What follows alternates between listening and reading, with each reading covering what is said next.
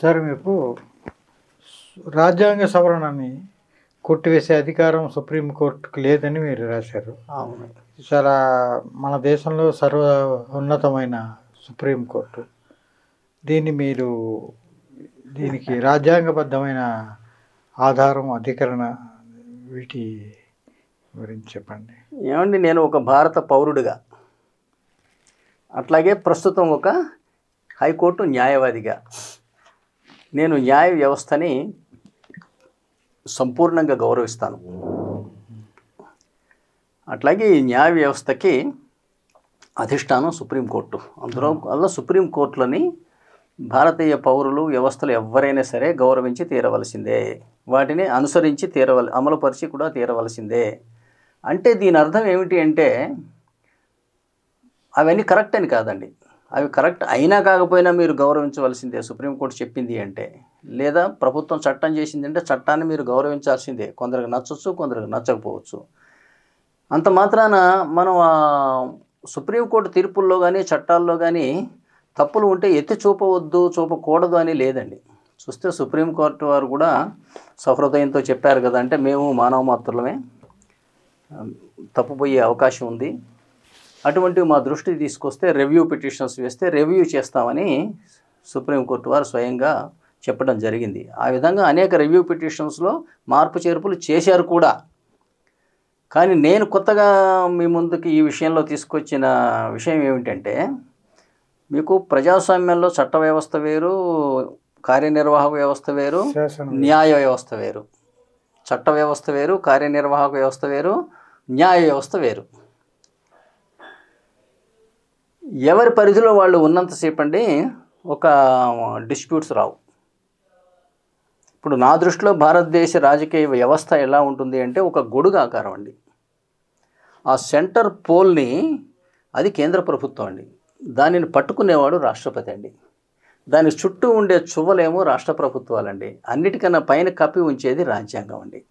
ఈ గొడుగు కింద క్షేమంగా ఉండేవాళ్ళు ప్రజలండి. ఈ ప్రజలు రాష్ట్రపతిని ఎన్నుకుంటారు, రాష్ట్రపతి గొడుగు బట్టి అందరినీ రక్షించాలి. ఇది అందరికన్నా ఉన్నతంగా రాజ్యాంగం ఉంటుంది. కానీ దురదృష్టవశాత్తు ఏంటంటే మనం కార్యనిర్వాహక వ్యవస్థని నిర్వీర్యం చేసిన వల్ల ఏమవుతున్నది అంటే, అట్లాగే శాసన వ్యవస్థను కూడా న్యాయ వ్యవస్థ ఒక్కోసారి అధిగమిస్తున్నది. పార్లమెంట్లో 750 మంది పార్లమెంటు సభ్యులు కూర్చొని చేసిన తీర్మానాన్ని, లేదా చేసిన చట్టాన్ని, లేదా చట్ట సవరణని, లేదా రాజ్యాంగ సవరణని రాజ్యాంగ ధర్మాసనం ఒక్కోసారి కొట్టివేస్తోంది. 750 మంది ప్రజాప్రతినిధులు, పార్లమెంటు సభ్యులు, ఒక్కొక్కరు 25 లక్షల మంది ప్రజలకు బాధ్యులు. అందులో డాక్టర్లు ఉంటారు, లాయర్లు ఉంటారు, ఇంజనీర్లు ఉంటారు, గొప్ప గొప్ప ఇండస్ట్రియలిస్టులు ఉంటారు, ఇంతమంది ఉంటారు. ఇంతమంది వివేచనతో చేసిన ఒక చట్టాన్ని ఒక రాజ్యాంగ ధర్మాసనం అంటే 3 న్యాయమూర్తుల మెజారిటీతోటి కనుక కొట్టిపారేస్తే ఈ దేశ చట్ట వ్యవస్థ ఏమైపోతుంది అసలు? ఇది చాలా ప్రమాదకరమైనటువంటి పరిస్థితి వాస్తవానికి. ఇది పార్లమెంట్లో కూడా ఈ కన్సర్న్ మొన్న ఒక సభ్యుడు నేను లేవనెత్తి అతను బాధపడ్డా నేను విన్నాను.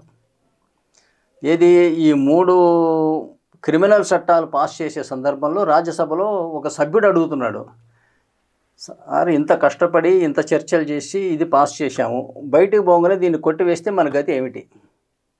సుప్రీంకోర్టు కొట్టివేస్తే ఈ విధంగా పార్లమెంటు హక్కులు మనం మెదలకుండా కూర్చుంటే ఈ విధంగా హరింపబడుతూనే ఉంటాయి. అందువల్ల దీని విషయం ఆలోచించాలి అని ఒక పార్లమెంటు సభ్యుడే లేచి ప్రశ్నించడం జరిగింది. అయితే మరి ఈ సుప్రీంకోర్టు వారు వాళ్ళ ప్రపంచంలోనే అత్యున్నతమైనటువంటి న్యాయ వివేచన కలిగిన వ్యవస్థ, అనుమానం లేదు. కానీ ఎక్కడా ఒక చోట తప్పులు లేవా అంటేనేమో ఉన్నాయి. ఇప్పుడు భారతదేశం మొత్తం కూడా న్యాయ కోవిదులందరూ కూడా ఒక 2 తీర్పులని ల్యాండ్ మార్క్ జడ్జిమెంట్స్ అంటారు. ఒకటేమో కేశవానంద భారతి కేసు, రెండవది వచ్చేసరికి ఎస్ఆర్ బొమ్మాయి కేసు. మీకు కేశవానంద భారతి కేసులో ఆర్టికల్ 368 కింద రాజ్యాంగాన్ని సవరించే హక్కు పార్లమెంటుకు ఉంది, కానీ రాజ్యాంగ మౌలిక లక్షణాలను మార్చే హక్కు పార్లమెంటుకు లేదు అని తీర్పు చెప్పింది. ఇది బేసిక్ స్ట్రక్చర్ థియరీ. రాజ్యాంగ మౌలిక లక్షణాలను మార్చే హక్కు పార్లమెంటుకు లేదు.